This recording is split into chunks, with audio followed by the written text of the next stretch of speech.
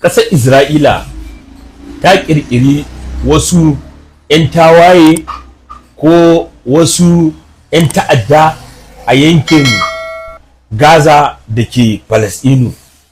Wato, da ana zargin ma ƙungiya ɗaya ne ƙasar Isra'ila ta ƙirƙira don ta yaƙi ko ta ci gaba da rigima da ƙungiyar Hamas a yankin. Yanzu ya zama ƙungiyoyi guda huɗu ne na 'yan ta'adda 'yan tawaye masu ma Isra'ila leƙen asiri, wanda bayanai ya tabbatar da cewa ƙasar Isra'ila tana ba mu wa'innan ƙungiyoyin makamai, tana biyan su, saboda duk inda akwai wani bayani na ƙungiyar Hamas ko akwai bayanai na Falasɗinawa wanda suke adawa da Isra'ila, za a kai musu hari, za a kashe su, in an kawo kayan agaji za su farfasa, za su hana isa jama'a. Abin da yana bani mamaki, kuma abin da zai ƙara baku takaici, an ce da haɗin bakin ƙasar haɗaɗɗiyar daular Larabawa a cikin wannan al'amarin. Su ne ma suka shiga ma Isra'ila gaba wurin ƙara haddasa al'amuran. Wato, ina mamakin ƙasa haɗaɗɗiyar daular Larabawa, Emirati. Munafukai ne a cikin musulmi. Mutanen nan munafukai ne a cikin al'umman musulmi. Mutanen nan ba su son ci gaba. Yanzu haka a ƙasar Sudan, Emirati su suka ƙara haddasa yaƙin Sudan, ake ta kashe bayan Allah. Da su aka haɗa baki ake kashe al'umman Yemen. Da su aka haɗa baki yanzu ake kashe mutanen Gaza. Kuma yanzu sun haɗa baki da Isra'ila, sun ƙirƙiri jami'an tsaro 'yan ta'adda suna kashe mutane a yankin Gaza.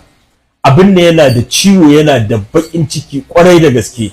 Kuma kafofi da dama da hukumomi na sirri da leƙen asiri sun tabbatar da maganar da nake faɗa. Ku following, ku liking, ku sharing, musamman page ina na Facebook Mamu Yusuf Bamallin. Akwai sauran ƙarin bayani za mu kawo muku. Rigiji Gabji, labari da dumi-duminta. Wato, da yammacin yau ne muka samu labarin cewa haɗaɗɗen ƙungiyar malaman Ahlus Sunna na jihar Kaduna sun kai ƙaran wasu malamai guda biyu zuwa gwamnatin jihar Kaduna a niyyar ta tsiye su kuma ta yi musu hukunci akan laifi na zagin Annabi Muhammadu sallallahu alaihi wasallam da suka yi. Wato, mun samu wannan bayanin ne ta kafofin yada labarai da dama, wanda wannan ƙungiyar na malaman Ahlus Sunna, wanda Sheikh Muhammad Abu Muhammad ya musu jagora, da Sheikh Muhammad Nuruddin Muhammad Mujahid, sannan akwai Sheikh Umar Shehu Zaria da sauran manyan malaman Ahlus Sunna a nan jihar Kaduna, suka je ofishin kula da harkokin addinai na jihar Kaduna, wanda suka samu babban director na wannan hukumar ta jihar Kaduna, wato barista Tahir Umar Tahir, wanda ɗaya daga cikin makusantan gwamnan jihar Kaduna kuma mai ba ma gwamna shawara ta harkokin addini na jihar Kaduna, wato Muhammad Awal Al-Sudani, wanda shine SA Religious Affairs kamar yadda na faɗa, da magatakardan wannan hukuman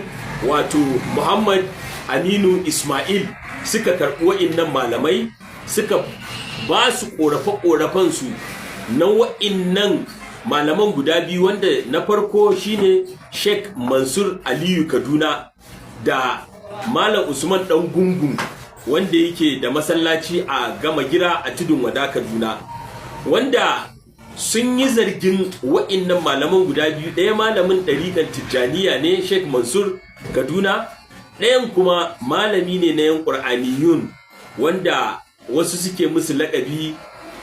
Amma bayanin da ke fitowa yanzu, gwamnatin jihar Kaduna ta karɓi wannan bukata hannu bibbiyu a madadin gwamnan jihar Kaduna. Shi barista Tahir Umar Tahir ya karɓi wannan ƙorafe-ƙorafen, zai miƙa ma gwamnatin jihar Kaduna.